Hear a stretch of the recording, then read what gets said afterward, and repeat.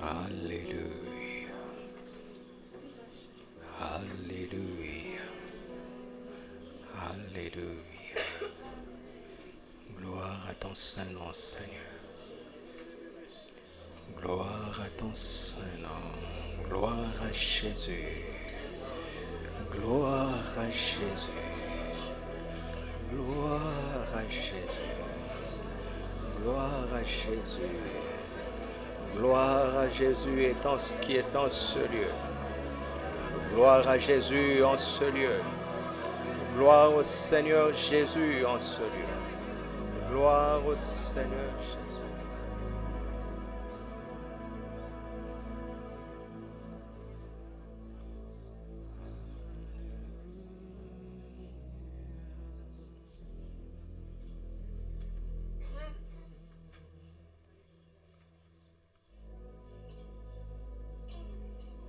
Tu es digne de gloire, de louange et d'honneur.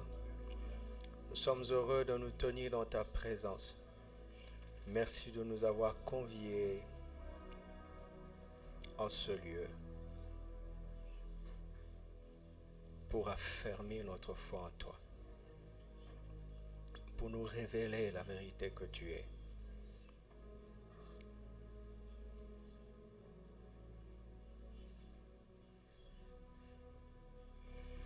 Et pour nous révéler ta gloire dans une dimension nouvelle.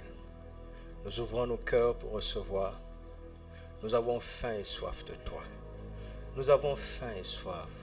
Ô Saint-Esprit, tu es l'Esprit de vérité. Conduis-nous dans toute la vérité. Nous sommes fatigués d'avoir une révélation et une expérience partielle de la vérité. Emmène-nous plus loin, emmène-nous plus loin. Emmène-nous plus loin. Nous sanctifions ce séminaire. Nous sanctifions cette semaine. Nous sanctifions ce temps. Dans le nom de Jésus, nous proclamons la gloire du Seigneur sur tout ce séminaire. Nous proclamons la gloire du Seigneur. Nous déclarons les cieux ouverts. Il n'y a aucune entrave à la volonté de Dieu.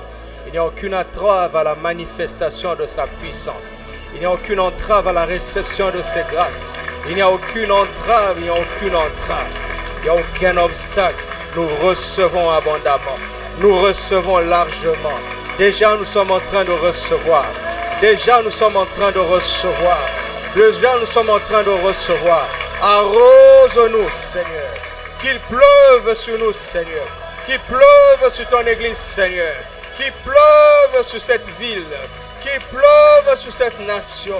Pour la gloire de Jésus. Pour la gloire de Jésus. Merci, Saint-Esprit. Tu es le Maître. Tu es le Seigneur. Tu as tout le contrôle. Oh, n'hésite pas de dire ce que tu as dit. N'hésite pas de faire ce que tu as fait.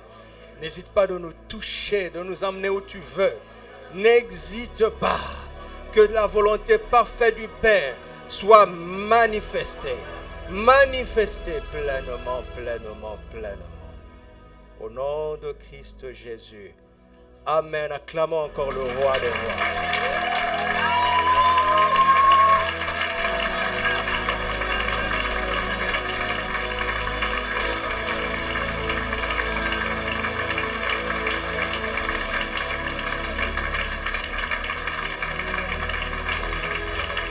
Alléluia, alléluia, alléluia, alléluia.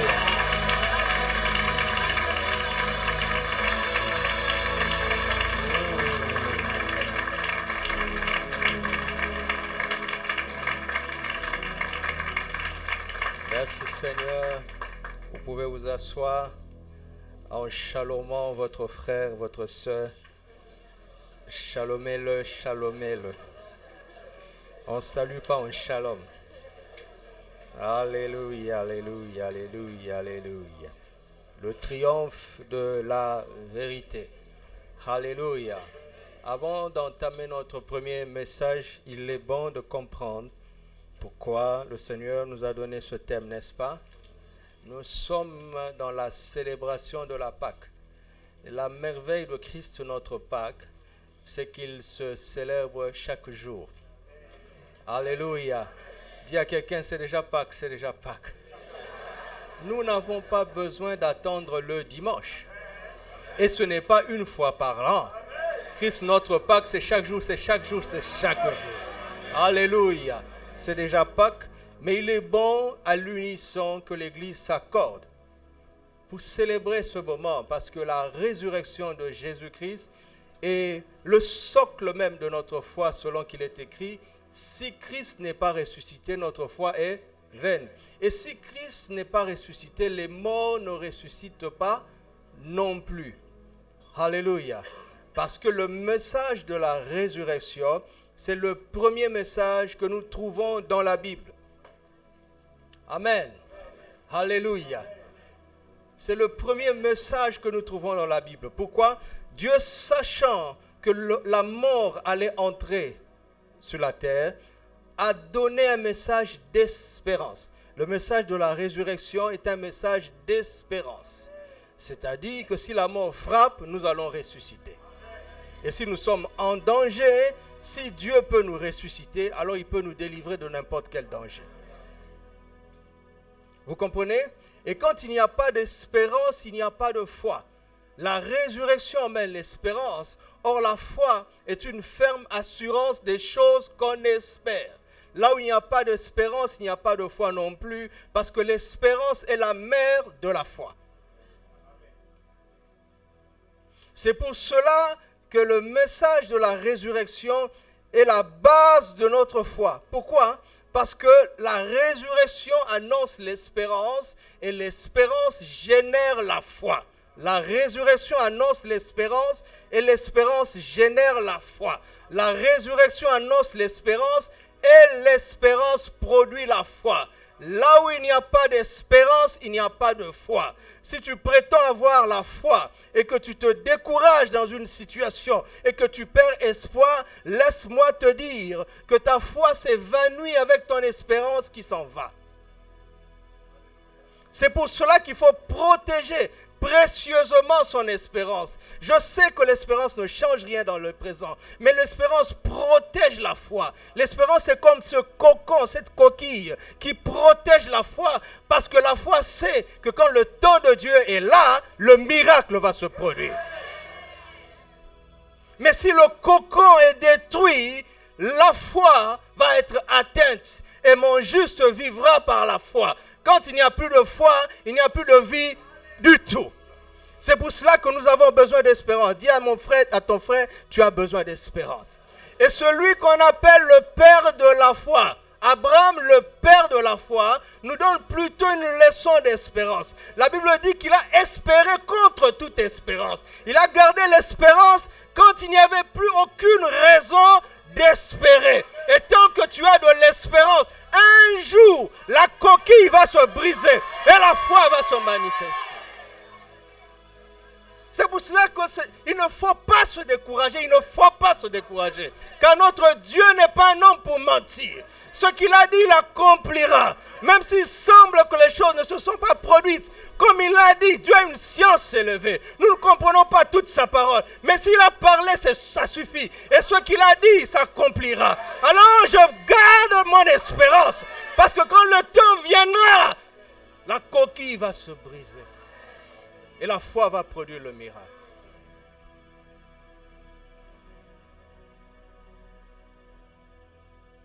Au commencement, Dieu créa les cieux et la terre. Pourtant, la terre était informe et vide. Il y avait les ténèbres à la surface de l'abîme. Mais l'Esprit de Dieu se mouvait au-dessus des eaux. C'est fini. Vous avez déjà senti la présence de Dieu ici? C'est fini. Attends le bon moment. Une parole va jaillir. La lumière va jaillir. La solution va arriver. Le miracle va arriver. Ce chaos va devenir un jardin.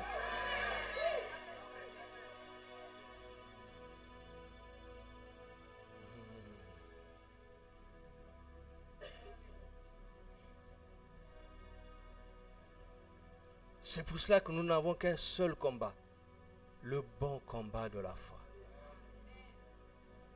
Accepte de tout perdre, mais ne perds pas ta foi.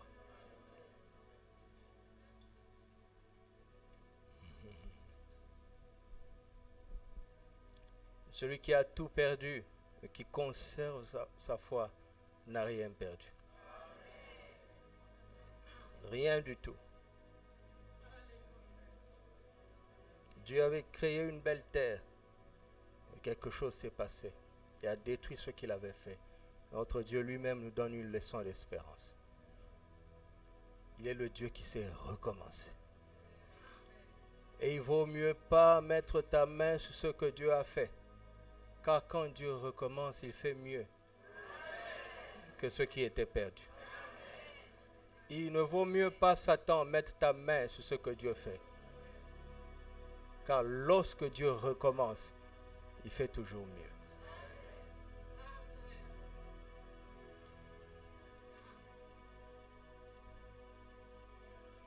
Quand je suis entré dans cette pièce, j'ai senti en moi monter une colère. Je n'ai pas compris pourquoi.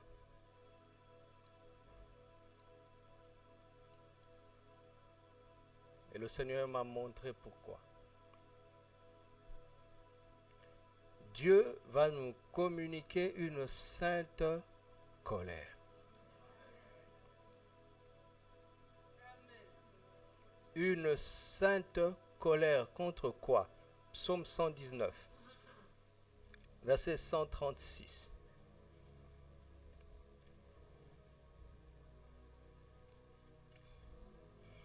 Il est temps que l'Éternel agisse. Pour faire quoi? Il transgresse ta loi. Nous avons ici un homme qui réagit. Il est en révolte.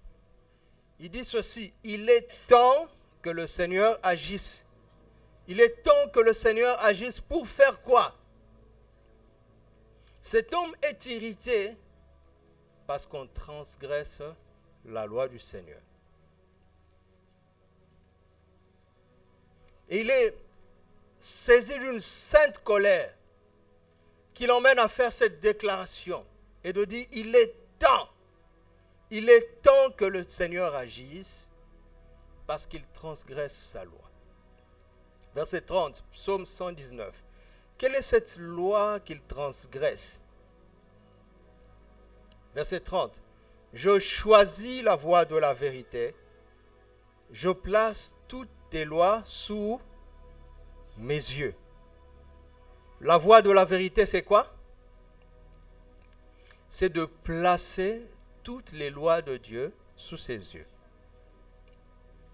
Il dit: je choisis la voie de la vérité, et il explique. Vous m'entendez? Choisir la voie de la vérité. Mais c'est quoi la vérité? Il dit: suis-moi. Je choisis la voie de la vérité. Qu'est-ce que mon choix m'amène à faire? Mon choix m'amène à placer toutes tes lois, je place tes lois sous mes yeux. C'est ça la loi de la vérité, le choix. Le choix de la vérité, c'est de décider de ne regarder que les lois de Dieu. Pas la loi, les lois de Dieu. Alléluia. Vous allez comprendre. Continuons. Verset 141.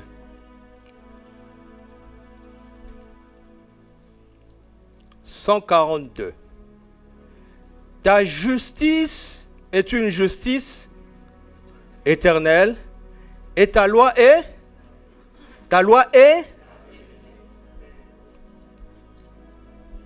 Donc quand il transgresse ta loi, il transgresse quoi?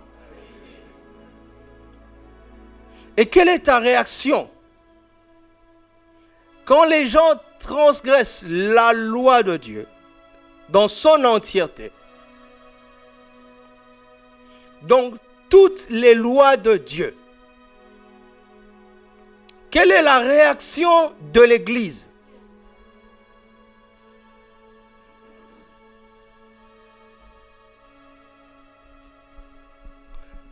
Cet homme est en révolte. Il dit: il est temps que tu agisses. parce qu'ils transgressent la loi. Romains chapitre 1, versets 16 à 18. Romains 1. Il y a une relation directe entre la loi de Dieu, sa justice et la vérité. Romains 1, 16 à 18.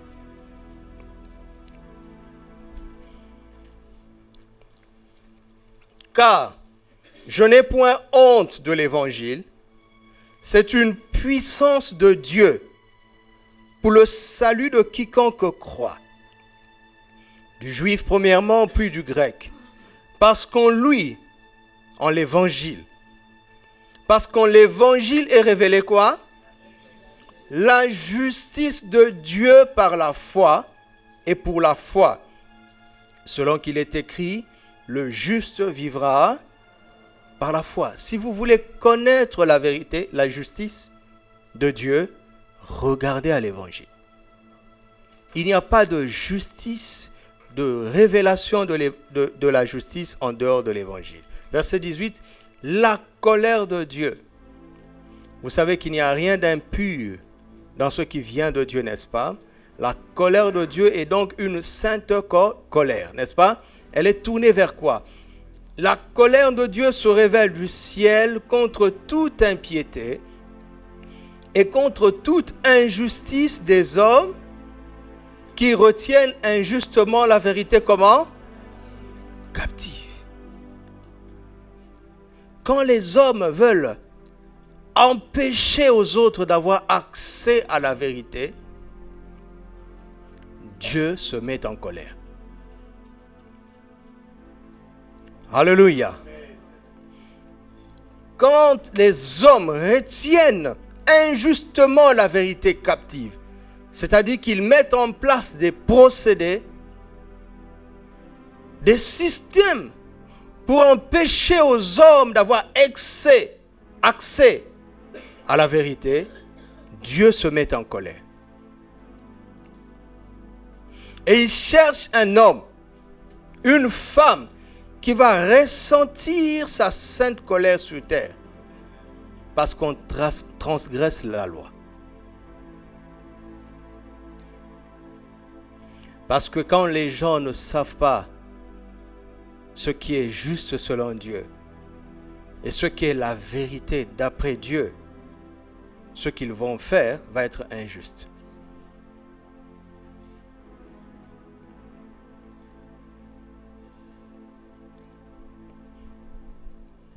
Où est la relation entre la vérité et le message de la Pâque? 1 Corinthiens chapitre 5. Je suis en train de nous mettre dans le bain du thème, n'est-ce pas? Avant d'aborder le premier sujet de ce soir. 1 Corinthiens 5, versets 6 à 8. C'est bien à tort que vous vous glorifiez. Ne savez-vous pas qu'un peu de levain fait lever toute la pâte? Faites disparaître le vieux levain, afin que vous soyez une pâte nouvelle, puisque vous êtes sans levain, car Christ notre Pâque à nous. Notre Pâque à nous, c'est Christ lui-même. Alléluia. Notre Pâque à nous, c'est Christ. Christ, notre Pâque, a été immolé. D'accord? C'est déjà fait. Comment célèbre-t-on la fête de Christ, notre Pâque? Comment célèbre-t-on la Pâque de la Nouvelle Alliance? Comment? En venant chanter la résurrection le dimanche. Comment célèbre-t-on la Pâque? Verset 8. Célébrons donc la fête, non avec du vieux levain, non avec un levain de malice et de méchanceté, mais avec quoi? Mais avec les pains sans levain de quoi? Et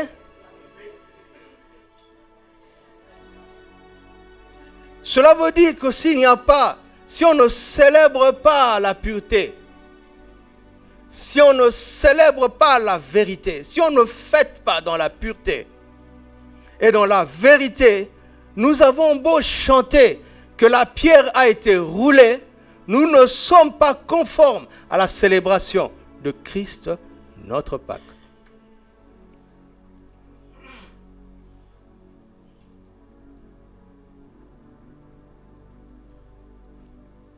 Israël avait reçu une image pour célébrer leur Pâques. Ils devaient faire du pain sans levain, avec lequel ils allaient manger l'agneau en entier, n'est-ce pas?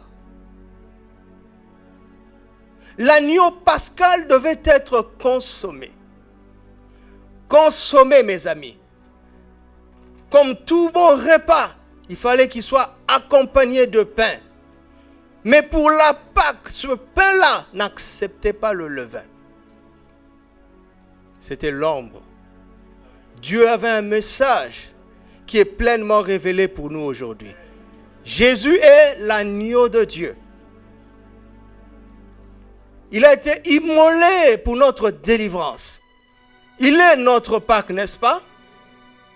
Et nous devons le consommer en entier, en entier. Mais ce n'est pas un agneau qu'on a sacrifié, qu'on peut consommer. Mais le même Jésus dont la Bible dit qu'il est l'agneau de Dieu, le même Jésus, on dit de lui qu'il est la parole de Dieu. N'est-ce pas? Et le même Jésus nous révèle que l'homme ne vivra pas de pain seulement, mais quoi? De toute parole qui sort de la bouche de Dieu. Donc il est venu sous forme de parole, afin que nous puissions le consommer en entier.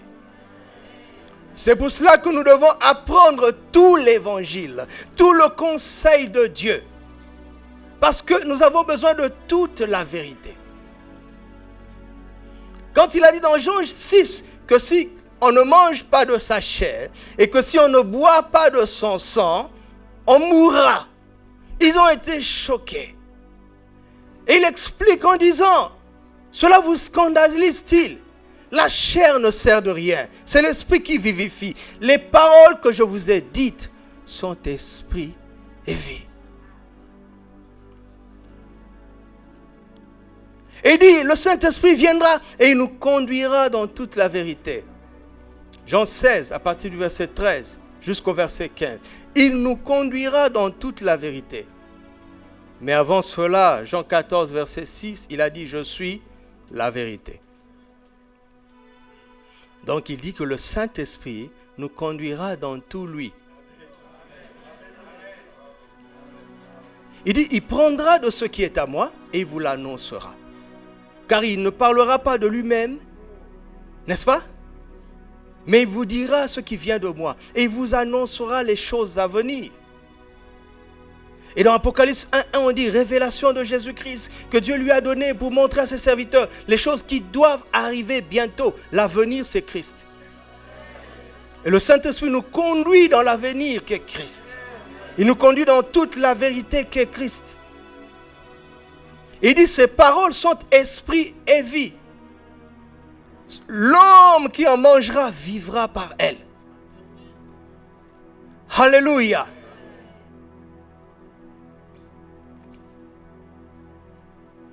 Mais dit, ce Christ qui est venu sous forme de parole, afin que vous puissiez le consommer, comme l'agneau de Dieu, n'est-ce pas? Vous devez le consommer avec du pain sans levain. Chez eux, c'était matériel pour Israël. Ils avaient du pain sans levain et un agneau qui symbolisait l'agneau de Dieu. Alléluia. Aujourd'hui, nous n'avons pas un agneau physique. Nous avons l'agneau de Dieu, un agneau spirituel. Donc, il nous faut aussi un pain sans levain spirituel.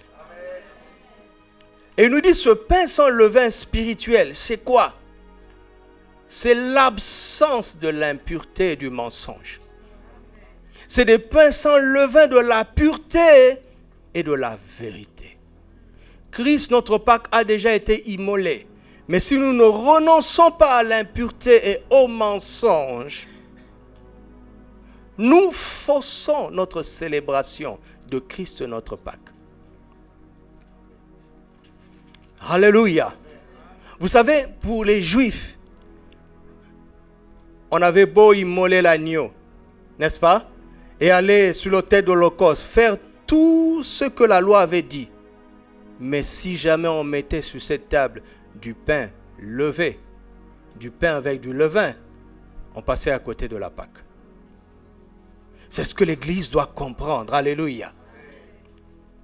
Ce qui neutralise la puissance de Christ notre Pâque au milieu de nous, c'est quoi?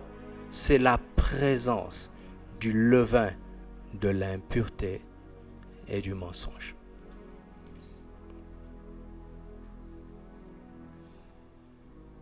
Et ça irrite le Père. Il est en colère contre ça. Il est en colère contre ça. Nous aurons l'occasion durant cette semaine de comprendre c'est quoi, qu'est-ce que Dieu appelle impureté? Qu'est-ce que Dieu appelle mensonge? Qu'est-ce que Dieu appelle pureté? Qu'est-ce que Dieu appelle vérité? Nous aurons le temps de le comprendre.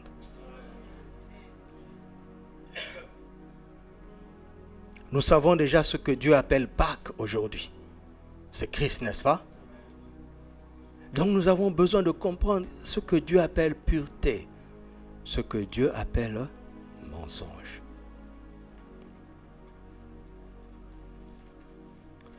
Mais pourquoi nous parlons du triomphe de la vérité? 2 Corinthiens 13, verset 8. Pourquoi parlons-nous donc du triomphe de la vérité? Regardez ce que Paul a découvert. L'homme qui a parlé des armes, qui a dit que les armes avec lesquelles nous combattons sont puissantes par la vertu de Dieu. Elles ne sont pas charnelles. Non, elles sont puissantes, n'est-ce pas, par la vertu de Dieu. L'homme qui a dit « Revêtez-vous de toute l'armure de Dieu, afin de tenir ferme dans les mauvais jours. » L'homme qui a eu connaissance des armes de Dieu, qui étaient à sa disposition, voici la conclusion à laquelle il parvient. Il dit quoi? Lisez à haute voix, que toute l'Église lise.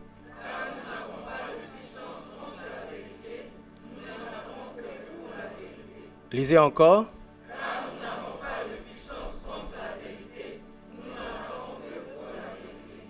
Vous voyez? Ça ne sert à rien de combattre la vérité. Une seule chose à faire avec la vérité, c'est de devenir son allié. Gare à celui qui s'élève en ennemi de la vérité. Il n'y a aucune puissance contre la vérité. Il n'y en a que pour la vérité. Vous entendez? Aucune puissance. Et si nous allons nous embarquer dans ce voyage du triomphe de la vérité, parce que nous choisissons d'être les amis de la vérité, afin de prendre part à sa victoire, de prendre part à son triomphe. La vérité ne sait pas échouer. La vérité ne sait pas perdre la bataille. La vérité ne sait pas reculer face à l'adversité. La vérité ne craint pas les montagnes. La vérité ne connaît pas la peur. Je te propose de devenir l'allié de la vérité. C'est une folie que de résister contre la vérité.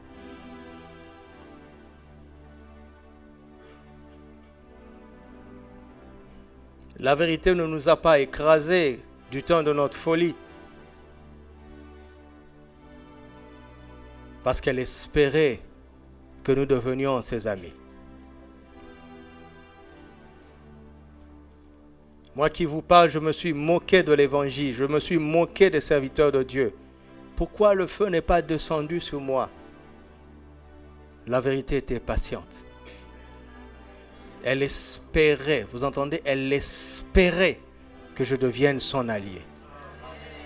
Et son espérance a triomphé. La vérité a foi en nous. C'est pour ça que nous sommes là. La vérité a eu foi en nous. C'est pour cela qu'elle a été patiente. C'est pour cela qu'elle s'est permis de mourir pour nous, qui étions rebelles, parce qu'elle avait foi en nous. Elle aurait pu nous écraser quand nous nous opposions à elle. Mais elle n'a pas réagi. Elle s'est retenue parce qu'elle espérait qu'un jour, nous deviendrions ses alliés. Et nous le sommes aujourd'hui. Et c'est ce message de la Pâque que nous voulons porter envers quiconque s'oppose injustement à la vérité. Ils ne se rendent pas compte de sa folie. C'est une bataille perdue d'avance. Mais pourquoi Dieu ne réagit-il pas? Parce qu'il espère que ses ennemis deviennent ses amis. C'est ce qu'il a fait avec l'apôtre Paul. Un ennemi de Dieu qui est devenu son meilleur ami. Le pire ennemi de Dieu est devenu son meilleur ami, défenseur de la vérité. La vérité triomphe toujours. Dites avec moi, la vérité triomphera dans ma vie. La vérité triomphera dans ma vie. La vérité triomphera dans ma vie. La vérité n'échouera pas dans ma vie. Car elle ne sait pas échouer. Amen. Vous voyez comment Dieu nous montre comment de plus en plus, quelles sont les clés de la foi pour activer la puissance de Christ qui est déjà en nous. Il nous fait grandir dans la connaissance de l'Évangile. Vous en rendez-vous compte? Et nous allons voir des choses pratiques qui nous montreront comment déclencher la puissance invincible de la vérité. La puissance irrésistible de la vérité.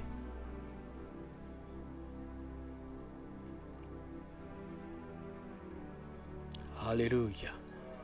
Alléluia. Mets ta main sur ton cœur, prie un instant. Demande au Saint-Esprit de te donner l'amour de la vérité. Prie, prie mon frère, prie ma soeur. Car dans ce temps de la fin, les gens perdront l'amour de la vérité. Qu'il n'en soit pas ainsi pour nous qui célébrons Christ notre Pâque. Remplis-nous d'amour, d'amour, d'amour, d'amour de la vérité. Remplis-nous d'amour de la vérité.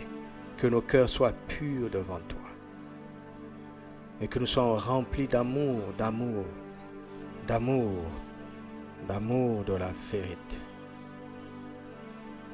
Alléluia. Alléluia. Gloire à Dieu. Nous sommes exaucés au nom de Jésus. Vous savez que là où la vérité est révélée, n'est-ce pas? Il n'y a plus d'ignorance. N'est-ce pas?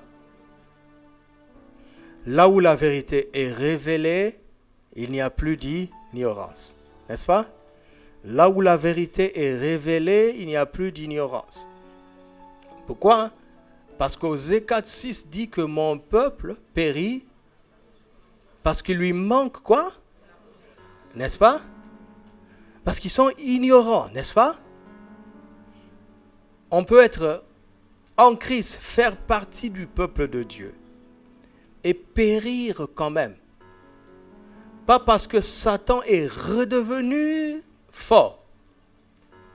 Pas parce qu'il y a quelque chose à ajouter à l'œuvre de la croix. Mais parce que le peuple de Dieu qui porte ces grandes promesses est ignorant. N'est-ce pas? Donc, quand la vérité est là où la vérité est révélée, il n'y a plus d'ignorance. N'est-ce pas? Et là où il n'y a plus d'ignorance, il n'y a plus de défaite. Est-ce que c'est simple? C'est clair? Là où la vérité est révélée, il n'y a plus d'ignorance. Et là où il n'y a plus d'ignorance, il n'y a plus de défaite. Il n'y a plus d'échec. Il n'y a plus de mort. Ok? Ok? Le Seigneur me dit de recommencer. Parce qu'il sent que j'ai tendance à être pressé. Là où la vérité est révélée, il n'y a plus d'ignorance. Et là où il n'y a plus d'ignorance, il n'y a plus de défaite. Il n'y a plus d'échec. Il n'y a plus de mort. Ok? Donc la clé, c'est de recevoir cette connaissance. Maintenant que nous sommes le peuple de Dieu, maintenant que nous sommes entrés dans cette nation sainte, maintenant que nous sommes entrés dans cette famille royale, maintenant que nous sommes en Christ, nous devons combattre toutes sortes d'ignorances concernant les voies de Dieu dans nos vies. Parce que c'est sur le terrain de notre ignorance que l'ennemi voudra agir. C'est notre ignorance qui lui donne de l'espace pour agir. Donc, quelle est la solution? C'est de chasser l'ignorance, n'est-ce pas? N'est-ce pas? Mais il est important que nous ayons chacun la connaissance de notre ignorance. Ça semble contradictoire, n'est-ce pas? On ne peut pas mettre connaissance et ignorance ensemble. Et pourtant, c'est ce que nous faisons ce soir. Parce que quand quelqu'un pense qu'il sait, il ne peut plus apprendre. Vous comprenez? La pire des ignorances, c'est de penser savoir. Amen. Donc nous devons apprendre à recevoir la connaissance de notre ignorance. Pour faire le choix de l'abandonner. Mais l'abandonner pourquoi? Pour rejoindre la vérité. Donc quand la parole de Dieu est révélée, elle est souvent révélée d'abord pour nous montrer notre ignorance. Pour nous montrer nos failles, nos défaillances, notre insuffisance, notre imperfection. Mais pour nous montrer aussi comment cela peut changer. Afin que nous fassions le pas de quitter l'état où nous nous trouvons pour rejoindre l'état qu'il nous propose.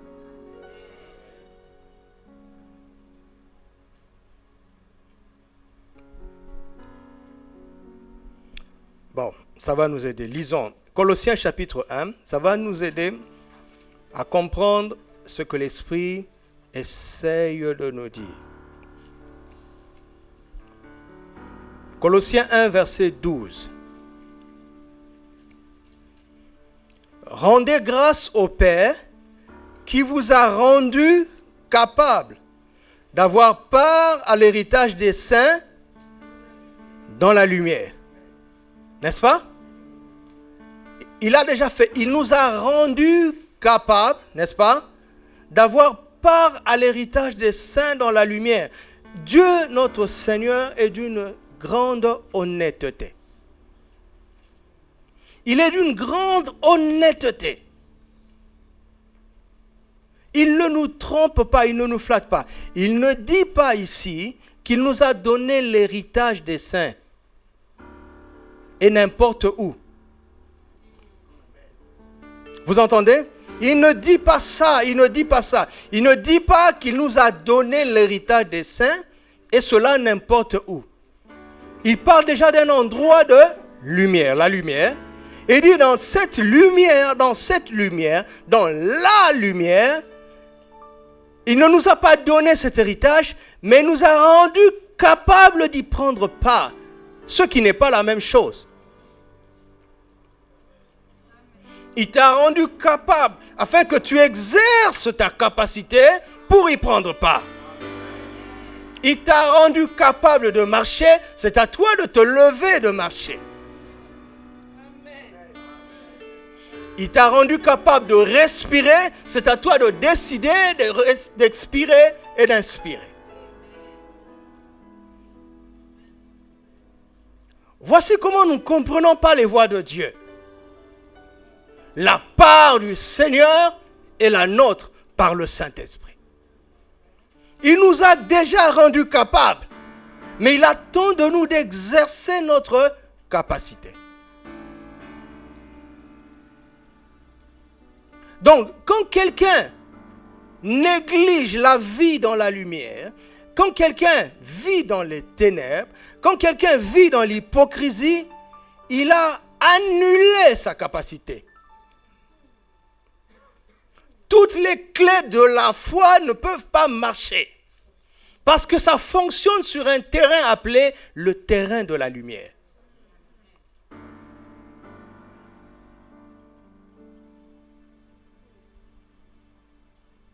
Le Saint-Esprit est en train petit à petit de nous délivrer de la religion et des traditions.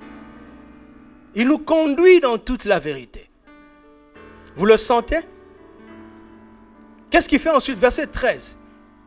Qui nous a délivrés de la puissance des ténèbres et nous a transportés dans le royaume du Fils de son amour. Il nous a délivrés de quelque part pour nous amener quelque part. Il fait toujours les deux. Quand la lumière de sa parole jaillit, elle te donne la révélation du royaume de son Fils bien-aimé.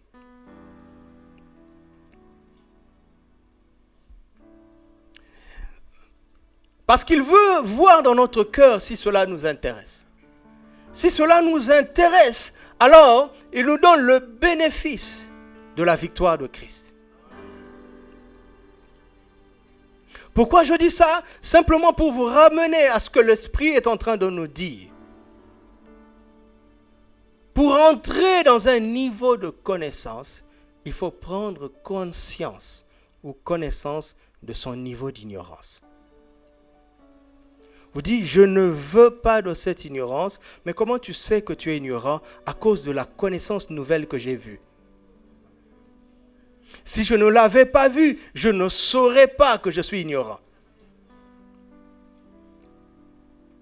Et donc quand il m'éclaire, quand il allume sa lumière, c'est pour que je fasse le choix de quitter cet état vers un autre meilleur. Alléluia. C'est pour cela que nous comprenons que la puissance de Christ, notre Pâque, a besoin d'être accompagnée par le pain sans levain, de la pureté et de la vérité.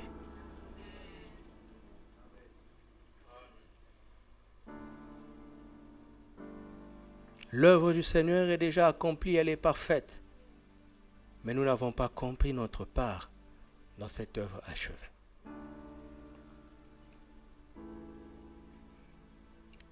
Nous sommes donc dans Osée 4, verset 6, n'est-ce pas? Ce qui nous manque, c'est la connaissance, n'est-ce pas? Et quand la vérité vient, elle nous révèle la connaissance, elle nous délivre de l'ignorance. N'est-ce pas? Mon peuple périt parce qu'il lui manque la connaissance. Osée 4, 6. De quelle connaissance s'agit-il? Verset 1er. Osée 4, verset 1. Osée 4, verset 1. Écoutez la parole de l'Éternel, enfants d'Israël, car l'Éternel a un procès avec les habitants du pays, parce qu'il n'y a point, quoi? Et point de miséricorde, point. Quelle connaissance? Quelle connaissance? Quelle connaissance? Quelle connaissance? Quelle connaissance?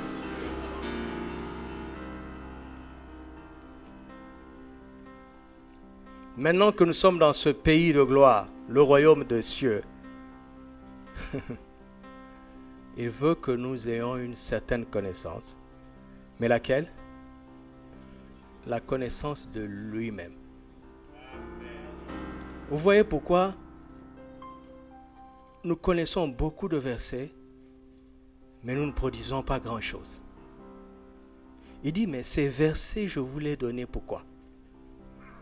Pour conduire à moi. Je vous ai donné l'Église pourquoi? Je vous ai donné la Bible pourquoi? Je vous ai donné les pasteurs pourquoi?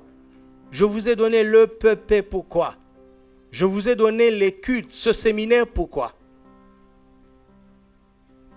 Pour me connaître. Vous savez, la connaissance qui nous manque et qui fait que le peuple de Dieu périt, ce n'est pas la connaissance théologique, ce n'est pas la connaissance biblique, c'est la connaissance de Dieu lui-même.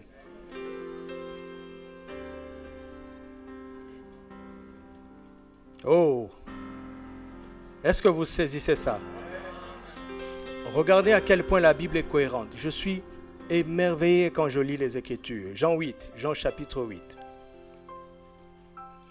Dieu nous dit la même chose de la Genèse à l'Apocalypse. La même chose. Jean 8, à partir du verset 30. Comme Jésus parlait ainsi, plusieurs crurent en ce qu'il dit. Hein? Ils crurent en lui. Pendant qu'il parlait, ils crurent en qui? En la personne qui parle. Et il dit aux Juifs, mes amis, est-ce que ceux qui ont cru en lui n'étaient pas juifs? Vous ne savez pas? Je vous promets qu'ils étaient juifs. Regardez, quand tu crois en Christ, ça affecte ta nationalité. Ça affecte ta culture. Écoute, ça affecte même ton genre. Quand tu crois en Christ, tu cesses d'être un homme. Tu cesses d'être une femme. Tu es une espèce qu'on appelle la nouvelle création. Il dit, ignorez-vous que vous tous qui êtes en Christ, vous avez revêtu Christ. Quand on a revêtu Christ, qu'est-ce qui se passe? Il n'y a plus ni juif, ni grec, ni homme, ni femme, ni riche, ni pauvre.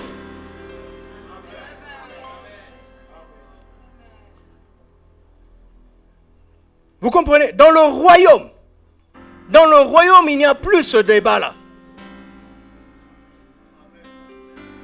Dans le royaume, il n'y a plus le débat de nationalité, d'ethnie, de tribu et de genre ou de rang social. Il n'y en a plus. Si vous êtes dans une assemblée où on dit la femme ne doit pas prêcher, je dis vous avez raison. Sauf que nous ne sommes pas dans le royaume. Parce qu'en Christ, on ne voit plus la femme ou l'homme. Lisez Jean, je le dis souvent à chaque Pâques. Jean dit la Pâque des Juifs. Quand Jésus est venu, c'est devenu la Pâque des Juifs. Et il y a Christ, notre Pâque. Le même livre est annoncé. Quand Jésus parle, il n'y a pas l'évangile de Jean. Quand Jésus parle ici, il n'y a pas un Corinthien. Il se tient sur la chair de Moïse, comme les pharisiens. Et quand il prend la chair de Moïse et qu'il parle, les gens croient en lui. Pourquoi? Parce que Dieu avait donné cette parole pour qu'on reconnaisse la parole incarnée. Et quand c'est une catégorie des Juifs ont cru en Jésus, ils ont quitté la nationalité juive. Ils ont quitté la nation juive. Pourquoi? Parce qu'ils sont devenus une nation sainte, un sacerdoce royal, un peuple acquis. Alors, il dit aux Juifs, parce qu'il y a deux camps maintenant. Il dit aux Juifs qui avaient cru en lui, si vous demeurez dans ma parole, vous êtes vraiment mes disciples. vous connaîtrez et la vérité. Comment je vais faire pour avancer? Il dit, si vous demeurez dans ma parole, il ne suffit pas de recevoir seulement aujourd'hui. Je te promets que même là, et j'interdis à tout esprit de doute de te troubler. Mais quand tu vas sortir, il y aura une situation qui va vouloir te parler comme l'esprit du serpent. Dieu a-t-il réellement dit? Dieu a-t-il réellement dit? Qu'est-ce qu'il sollicite? Il veut te déstabiliser de la parole que tu as reçue. Jésus dit, si vous demeurez dans ma parole, vous êtes vraiment... Vous connaîtrez la vérité. Qu'est-ce que cela veut dire? La vérité, tu ne la connais pas quand tu as reçu la parole, mais tu la connais quand tu demeures dans la parole que tu as reçue. Quand tu demeures dans la parole que tu as reçue, c'est là où la parole que tu as reçue, dans laquelle tu demeures, te révèle la vérité qu'elle porte. Alléluia. Et il dit, vous connaîtrez la vérité, lisez avec moi. Il dit, vous connaîtrez la vérité et la vérité vous affranchira. Mon travail à moi, c'est de connaître la vérité. Mon travail, ce n'est pas de me libérer moi-même. Dieu ne m'a pas donné cette mission. Dieu n'attend pas de ça de moi. Tout ce qu'il attend de moi, c'est de connaître la vérité. Une fois que j'ai connu la vérité, c'est le travail de la vérité de m'affranchir.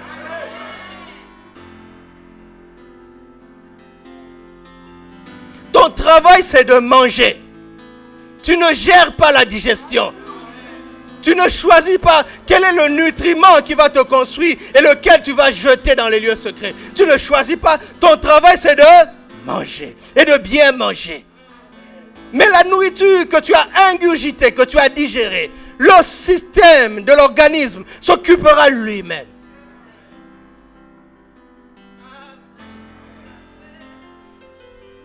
Nous ne pouvons pas nous affranchir nous-mêmes.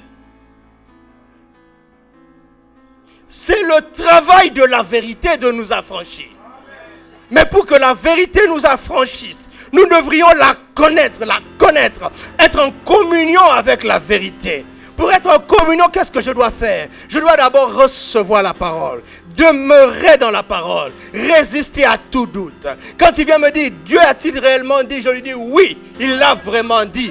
Et il me dit, mais regarde ta vie. Je dis, tais-toi, Dieu a dit. Ce que Dieu a dit, il a déjà dit. Ce que Dieu a dit, il a déjà dit. Il me dit, mais regarde les circonstances. Je dis, ne m'en fous. Ce que Dieu a dit, il a déjà dit.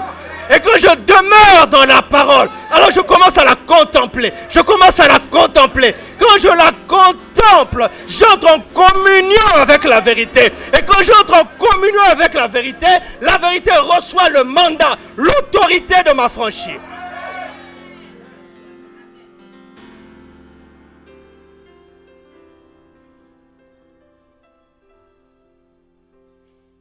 Et il continue, il dit, et il répondit, nous sommes la postérité d'Abraham, nous ne fûmes jamais esclaves de personne. Vous voyez? L'ignorance. Vous comprenez? Vous comprenez ça?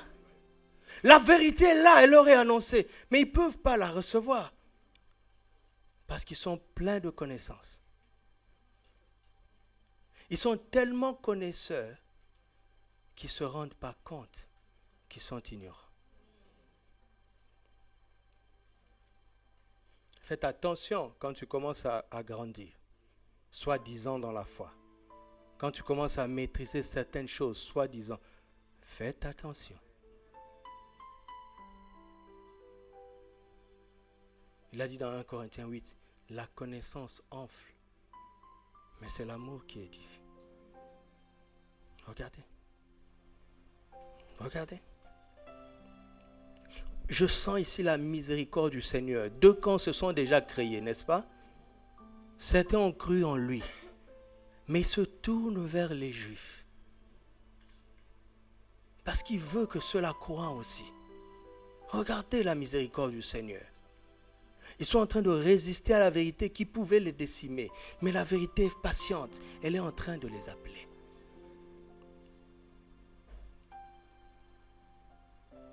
La vérité est bienveillante. Elle est miséricordieuse. Elle est patiente. Elle est pleine d'amour.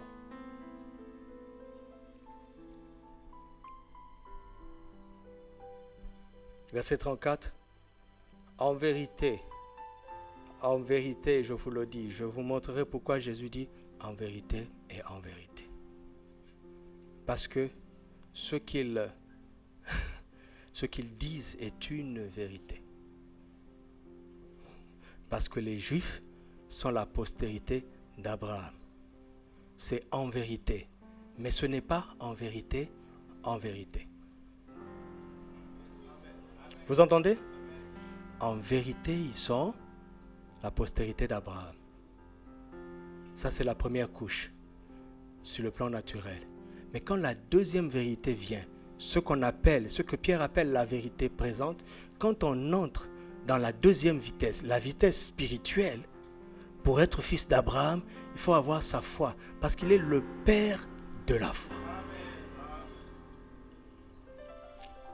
Et c'est ça le problème. Le problème qui nous empêche d'entrer dans en vérité, ce n'est pas toujours l'ignorance, mais c'est en vérité. C'est une connaissance qui vient de l'ignorance quand on passe à une deuxième vitesse. C'est une connaissance qui devient de l'ignorance quand on entre dans la dimension spirituelle. Si on revient dans le naturel, en vérité. Mais quand on va dans le spirituel, ça devient une fausseté. Et Jésus appelle ça un mensonge. Jésus n'a pas dit que c'est une fausseté. Vous entendez? Vous entendez? Jésus n'a jamais dit que c'est faux. Mais il a appelé ça le mensonge. Regarde, quand l'homme a écouté malheureusement le serpent, il s'est rendu compte qu'il était nu. N'est-ce pas? Et quand Dieu est venu, il s'est caché. Le Seigneur dit, où es-tu, Adam? Il dit, j'ai entendu ta voix dans le jardin et je me suis caché parce que je suis nu. Le Seigneur dit, qui t'a appris que tu es nu? Le Seigneur n'a pas dit que c'est faux. Il ne pouvait pas dire que c'est faux parce que, Genèse 2, 25, l'homme et la femme étaient tous de nus, ils n'en avaient point honte. Le problème, ce n'est pas qu'ils soient nus, mais le problème, c'est ce qu'ils ont appris du fait qu'ils sont nus. Et le père du mensonge, c'est le diable. Mais je dois être patient, parce qu'on va y arriver. Il faut comprendre la différence entre ce qui est faux et le mensonge. Ce n'est pas la même chose. Regarde, quand tu as la fièvre, en vérité, tu es malade. Mais en vérité, tu as déjà été guéri en Christ. Vous commencez à comprendre? Il ne nous a pas dit de ne pas dire qu'il n'y a pas de fièvre. Pourquoi il guérissait les malades? Regarde, si tu vas chez un médecin et que tu penses être malade, s'il regarde que tu n'es pas malade, il n'a rien à faire avec toi. Mais si lui guérit, c'est-à-dire il administre un traitement, cela veut dire qu'il considère que tu es malade. Il tient compte de cette situation dans le naturel.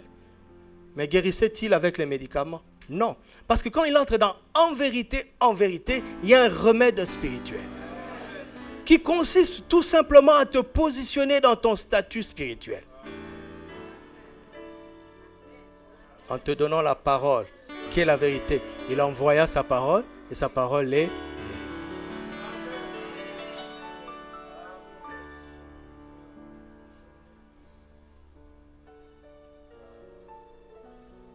Regarde, si Dieu te dit, tu as ça. D'accord? Et dans le naturel, tu ne l'as pas encore. En vérité, tu ne l'as pas. Mais en vérité...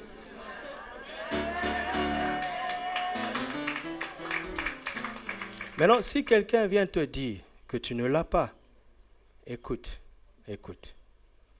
Apprends à discerner la voix de l'ennemi devant cette malheureuse personne. Tu ne vas pas combattre ça en disant que c'est faux. discerne le mensonge derrière cette déclaration qui est fausse. Discerne le mensonge. Continuons. Alléluia. Alléluia, alléluia, alléluia, alléluia. Dis encore, Seigneur, parle-moi. En vérité, je vous le dis, leur répliqua Jésus, quiconque se livre au péché est esclave du péché. Or, l'esclave ne demeure pas toujours dans la maison. Le Fils y demeure toujours. Il dit, l'esclave ne demeure pas toujours dans la maison. Ça veut dire que de temps en temps, l'esclave a accès à la maison. D'accord? Mais le Fils ne quitte jamais la maison. Oh. Il a dit, il y a plusieurs demeures où je m'en vais vous préparer une, afin que là où je suis, vous aussi, vous y. Maintenant, le Seigneur est où? Et il veut que nous y soyons. Tu es où? En vérité, tu es où? Mais si tu as la mentalité d'esclave, tu feras des voyages. Un temps dans cette maison, un temps dehors. Un temps dans la joie, un temps dans la tristesse. Un temps dans la victoire, un temps dans la défaite. Un temps dans la santé, un temps dans la maladie. Le problème, c'est la mentalité d'esclave.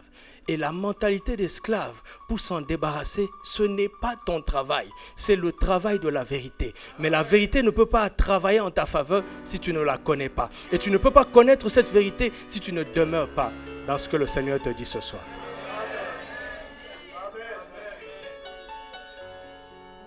Quelqu'un entend la voix du Saint-Esprit? Dites avec moi, Pâques de très haut niveau. Avec du pain sans levain, de la pureté et de la vérité. Car Christ est déjà mort. Il est ressuscité. Il est assis à la droite de Dieu. Amen. Continuons. Il dit, si donc, verset 36, qui vous en franchit? Si donc, qu'est-ce qui va se passer? Seigneur, attends. Tu as dit que c'est la vérité qui m'affranchirait.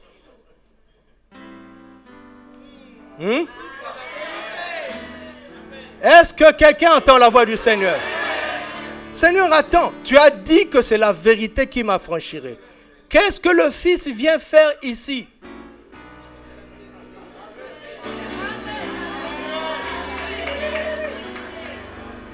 Et quand tu passes de la connaissance de la vérité à la connaissance du Fils, tu deviens réellement libre. Véritablement libre. Totalement libre.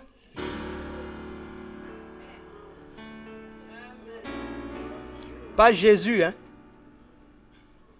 Bien sûr qu'il s'agit de lui. Mais qui? Le Fils. Pourquoi? Il veut que tu comprennes la relation excellente qui existe entre lui et le Père. Et que tu entres en lui dans cette relation-là. Là, maintenant, ça devient le travail de papa. Quand quelque chose vient te sortir de la maison de sa paix, quand quelque chose vient te sortir de la maison de ta victoire, c'est papa qui se lève et dit, attention, laissez mon fils là-bas.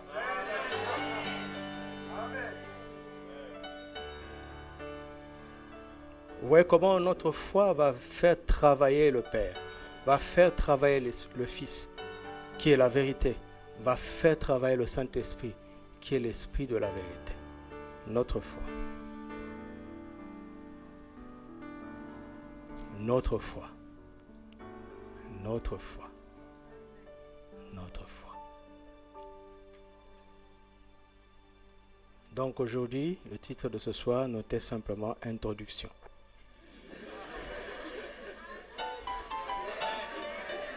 Parce que je ne peux pas entrer dans le message d'aujourd'hui. On va rester ici jusqu'à 23h. Donc notez 1, introduction. Verset 37. Je sais que vous êtes la postérité d'Abraham. Ça c'est en vérité. Vous voyez? Mais vous cherchez à me faire mourir. Parce que quoi? Voilà, c'est ça, c'est ça. Ah, c'est ça, mes amis. Moi, je ne sais pas comment vous êtes. Moi, à chaque fois que je suis exposé au ministère de la parole, il y a toujours un temps où il y a un combat, où je suis triste. Souvent, quand je veux recevoir les enseignements de papa, c'est le deuxième jour. Le premier jour, c'est toujours merveilleux parce qu'il circonscrit le thème, un peu comme je suis en train de le faire. C'est le mercredi soir. C'est une réunion plénière. Mais jeudi matin, il nous massacre grave. Et on sort de là triste. Et la mentalité de l'homme a tendance à trouver des excuses. On crie, je sais qui je suis. Oui, c'est vrai, mais regarde bien ta vie. Ah, nous sommes la tête et non la queue. Oui, c'est vrai, mais regarde bien ta vie. Pour que la parole te pénètre, elle doit te déchirer. Ça fait mal. Parce que la parole doit trouver de l'espace dans ton âme. Donc elle va confronter les idées reçues, les traditions, même les hypocrisies, les choses dont tu es conscient. Les habitudes de la chair, les choses cachées, elle confronte ça. Si tu passes à côté de ça, ça reste dans ta tête. Il n'y a pas de vie. Le danger, c'est que tu auras appris des choses en plus, sans le connaître lui. Et tu passes de l'ignorance à l'incrédulité. Et il dit, puisque tu as rejeté la connaissance, je te rejetterai de mon sacerdoce. Par l'ignorance, tu péris, mais par l'incrédulité, lui, il te rejette. C'est ce qui fait qu'un chrétien ignorant périra sans expérimenter certaines grâces qui sont à notre disposition, mais il ira au ciel. Mais un chrétien incrédule sera rejeté. Non seulement il va rater ses grâces sur terre, il va se retrouver en enfer. Ah ouais, c'est ça la vérité, mes amis. C'est ça la vérité. Qu'est-ce que tu ressens pendant que je parle ce soir? Il faut que la parole pénètre en toi. Regarde, Jésus vient, il est d'accord avec toi. Il dit, en vérité, tu es la postérité d'Abraham. En vérité, oui, en vérité, tu as fait un pas. Oui, en vérité, tu as progressé depuis que tu as cru. En vérité. Mais je suis triste parce que je veux t'emmener plus loin. Je veux t'emmener à la deuxième vitesse. En vérité, en vérité. Mais quelque chose en toi résiste. Tu es dans le confort de cet état. Vous êtes dans le confort de ce bâtiment. Et ça m'énerve, ça m'énerve. Dieu veut vous emmener plus loin, mais vous êtes dans le confort de ce bâtiment. Et ça m'énerve. Parce que vous trouvez que l'accès est facile. Vous êtes au centre-ville. Et vous imaginez aller vers l'aéroport. Vous dites non, c'est pas la peine. Vous imaginez le sacrifice dans votre poche pour acheter ce terrain. Et vous dites c'est pas la peine. Ça m'énerve. Ça m'énerve. Dieu veut nous emmener plus loin. Mais vous restez là, ça m'énerve. Ça m'énerve. Ça m'énerve. Que d'excuses, que de raisonnements. Il y a des forteresses de raisonnement. Et écoutez-moi, je viendrai avec des armes pour combattre ça. Il m'a donné des armes puissantes par l'esprit. Et on ne va pas s'occuper des démons. On va s'occuper de ces raisonnements. Et vous allez sentir. Et ça sera chaud, très chaud.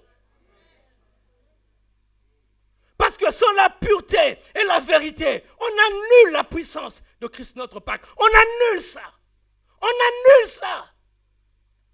Le tombeau est roulé. Quel tombeau est roulé? Qu'est-ce qui se passe? Qu'est-ce qui se passe? Quand le tombeau était roulé, Lazare est sorti. Il est sorti, Lazare. Il était enterré pendant 4 jours. Quelle pierre a été roulée? Laquelle? Laquelle? Quelle pierre a été roulée sur ce bâtiment? Je ne la vois pas. Je ne veux pas célébrer la Pâque dans cet état. Je ne veux pas célébrer Christ notre Pâque dans cet état. Ça m'énerve. Il y a une certaine colère en moi. Parce qu'on résiste contre la vérité. Où on n'est que des étudiants, où on n'est que des travailleurs, où on n'est que des call centers. Arrête ça!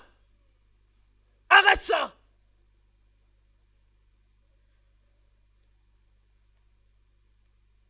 Arrête ça. Dieu, notre Dieu, est-il devenu faible? Es-tu devenu faible? Où on est au Maroc? Et alors? Le ciel et la terre sont à lui. Est-il devenu faible?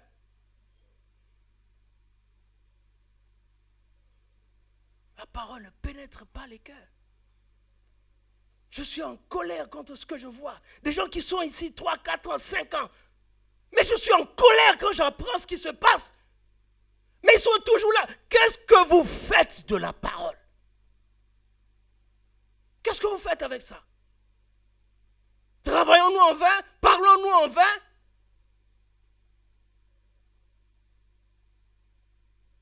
Un séminaire de plus encore? Je préfère aller dans ces petites villes où je vois ces jeunes boire les choses que je vous dis ici. Ils les boivent. Que d'être ici avec des connaisseurs.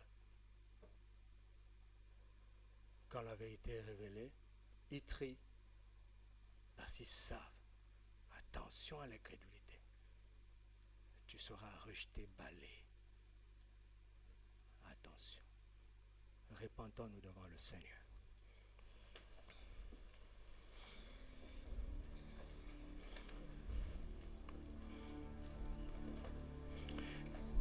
Kerabashandere dakas. Krambandara sandarabako. Kuntabara sandarabakunda. Grandabara sentoro boshadarakand. Kanderabo sandelia kandarabo. Kanderebo shatarege. Kitabro sanderede yakabo rate sandebaraka. Yikabo santerebeya. Que chacun se répande de l'impureté et du mépris de la vérité. Ô Église, répands-toi, car c'est une folie que de s'opposer à la vérité. Oh, Dieu a été patient, Dieu est patient envers nous. Mais Église, prends garde, Église du Seigneur, prends garde.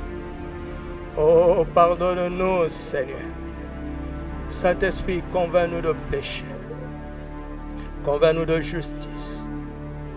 Convainc-nous de jugement. Ne vous efforcez pas à jouer quelque chose. Peut-être pas la peine. Parlons au Seigneur. Que chacun parle au Seigneur. Ne cherchez pas à chanter. C'est pas la peine. C'est pas la peine. Soyez vrais devant lui. Soyez vrais devant le Saint. Soyez vrais devant le juste. Soyez vrais. Soyons vrais. Soyons vrais devant le Saint. Soyons vrais devant le juste. Soyons vrais devant lui. Oh Papa, pardonne-nous. Pardonne notre mépris de la pureté. Pardonne notre mépris de la vérité. Pardonne ton Église. Pardonne ton peuple. Pardonne. Pardonne-moi. Pardonne-moi, Père. Applique ton sang sur nous ce soir. Applique ton sang. Je comprends pourquoi, avant de manger l'agneau pascal, tu leur as demandé de mettre le sang sur le linteau de leur porte. La première chose que tu leur as demandé de faire. Oh, que ton sang nous purifie. Tu as dit, si nous confessons nos péchés, tu es fidèle et juste pour nous pardonner toute iniquité. Et ton sang nous purifie. Que ton sang purifie ton Église. Purifie-nous de l'impureté, de l'incrédulité. Purifie-nous de l'impureté du mensonge. Purifie-nous de toute fausse connaissance qui est en fait de l'ignorance. Purifie-nous. Purifie-nous, Seigneur. Purifie-nous, Seigneur. Oh, pardonne-nous. Oh, pardonne ton peuple. Oh, pardonne ton peuple. Il ne sait pas ce qu'il risque. Il ne sait pas ce qu'il encourt. Il ne mesure pas l'ampleur de sa folie. Il ne mesure pas. Pardonne, pardonne, pardonne. Oh, pardonne. Tu nous as dit de nous approcher avec assurance du trône de la grâce, car tu n'es pas venu nous condamner.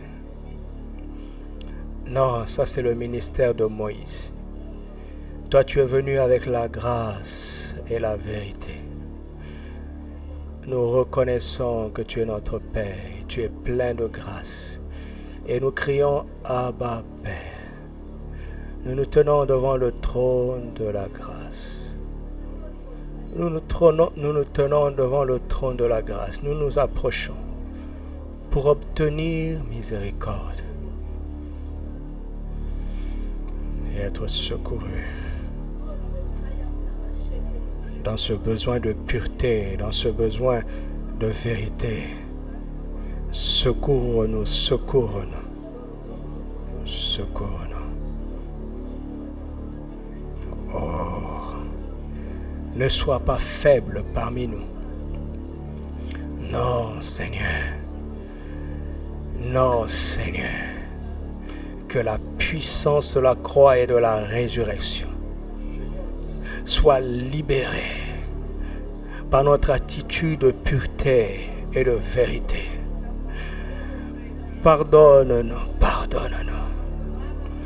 Nous ne voulons retenir aucune vérité captive. Qui sommes-nous pour résister à la vérité? Nous nous repentons, nous nous repentons. Nous nous repentons. Recevez sa grâce maintenant. Recevez sa grâce. Acceptez sa miséricorde. Il est notre Père. Accepte sa miséricorde. Accepte sa grâce. Dis-lui que tu ne veux plus t'accrocher à cette connaissance limitée. Renonce à cette ignorance pour le connaître, pour mieux le connaître.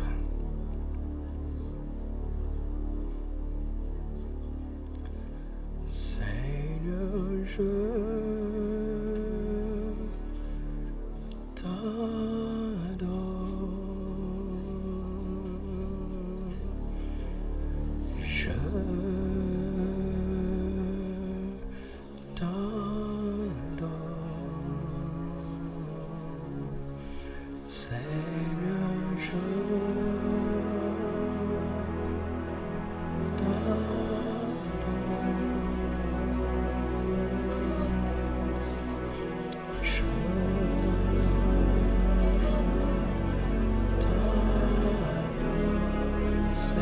je t'adore, Seigneur,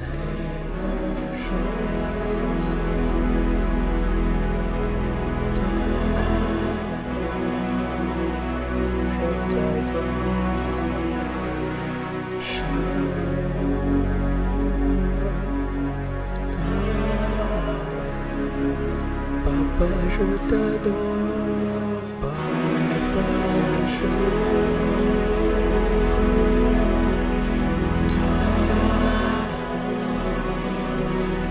t'adore.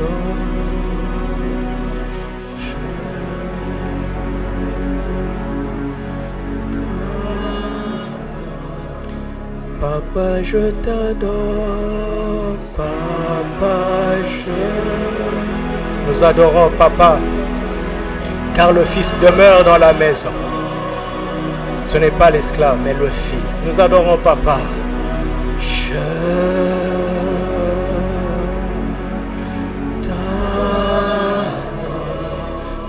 Papa, je t'adore. Papa, je t'adore. Je t'adore. Je t'adore. Car ton nom est saint.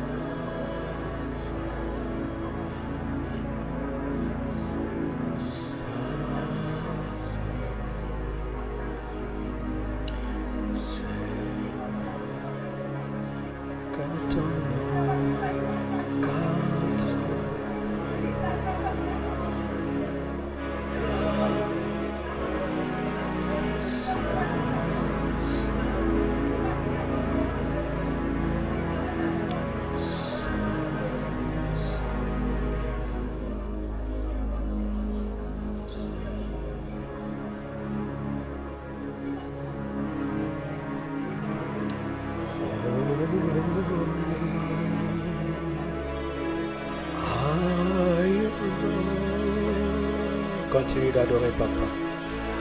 Oh creation, call you God. Worthy is your name. We worship your majesty.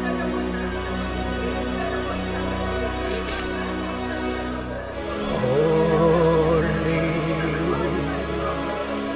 are you, Lord. All creation call you God.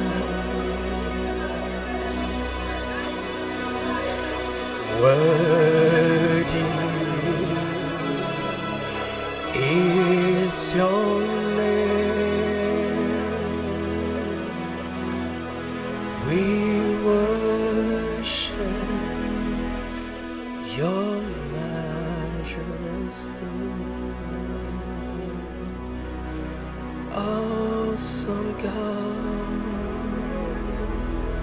how great thou art. You are God, mighty are your miracles. We stand in awe of your holy name. Lord, we bow and worship you. Awesome God, how great thou art. You are God, mighty are your miracles. We stand in awe of your glory. Lord, we bow and worship.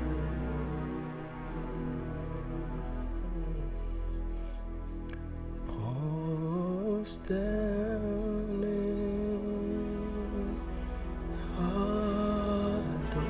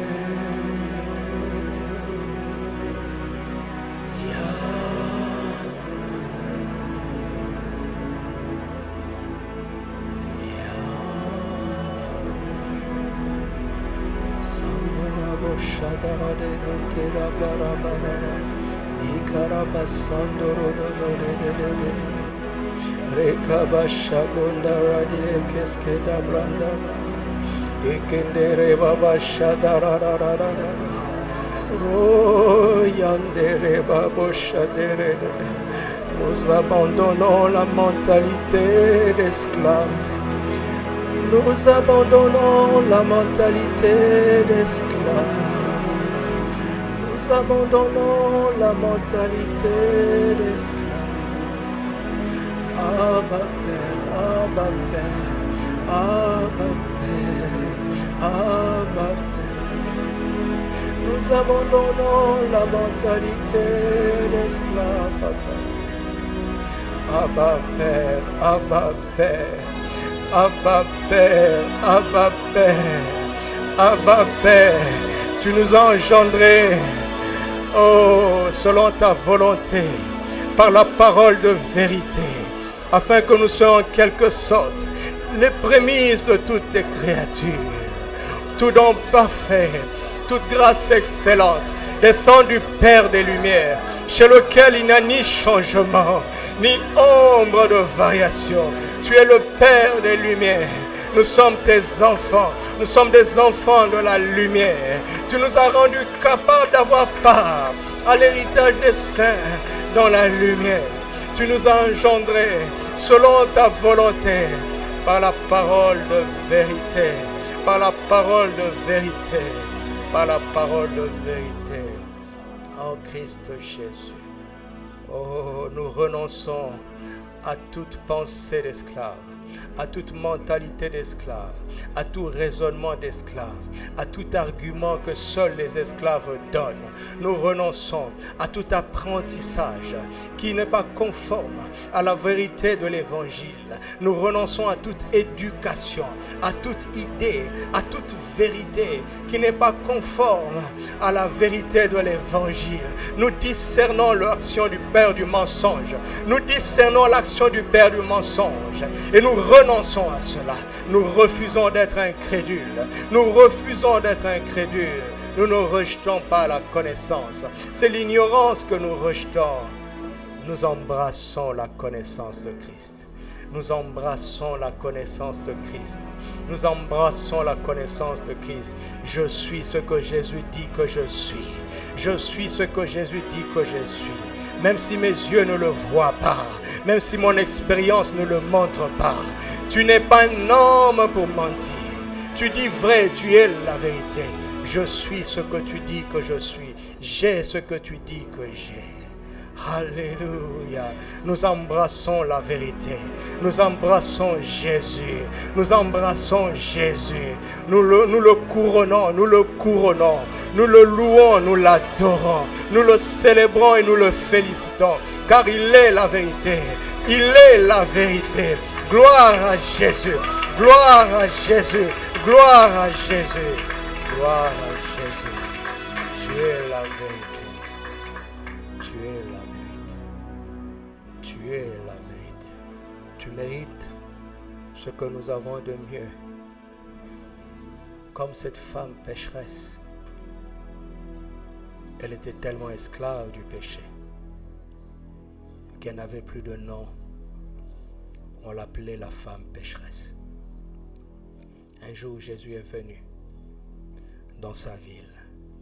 Il est entré dans la maison d'un docteur de la loi. Elle a saisi l'occasion de sa vie. Elle a emmené ce qu'elle avait de plus cher. Elle a répandu un parfum à ses pieds. Elle a tellement pleuré que ses larmes ont baigné les pieds du Seigneur. et elle les a essuyés avec sa gloire, ses cheveux. Alléluia. Elle a osé s'approcher et toucher le sein, toucher celui qui est juste. Elle, la pécheresse, elle a osé s'approcher et toucher celui qui est juste. Parce qu'elle avait entendu parler. Elle avait ressenti son cœur. Elle a vu que Jésus est miséricordieux, compatissant, plein de grâce. Dans les yeux du Seigneur, elle s'est sentie valorisée. Alors qu'on ne la regardait pas, on ne la considérait pas.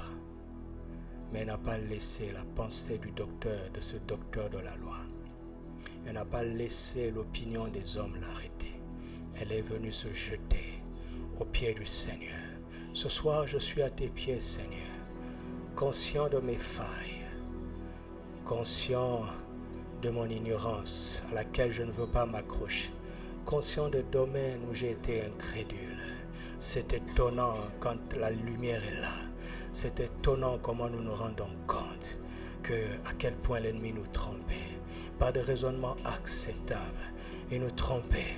Mais je te regarde, je sais que tu ne me rejettes pas. Tu m'acceptes tel que je suis. Alors je me jette à tes pieds. Je me jette à tes pieds. Tu as ma vie, tu as mon cœur. Tu as tout ce que je suis. Tu as tout ce que j'ai. Alléluia. Merci de m'avoir accepté tel que je suis. Merci d'avoir été patient envers moi. Merci. Merci de m'avoir supporté. Merci. Merci de m'avoir démontré l'amour que tu as pour moi. C'est pourquoi je t'adore. C'est pourquoi je vis pour toi. C'est pourquoi je te sers. Je vis pour toi. Nous vivons pour toi. Alléluia.